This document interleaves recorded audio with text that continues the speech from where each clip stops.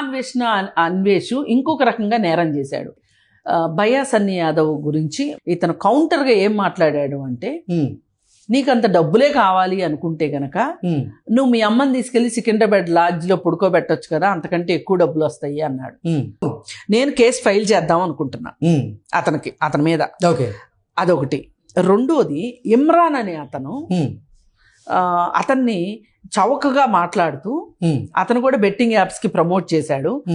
వాళ్ళమ్మ పలానా చిలకలగూడ ఏరియాలో ప్రాస్టిట్యూషన్ చేసింది అని మాట్లాడాడు.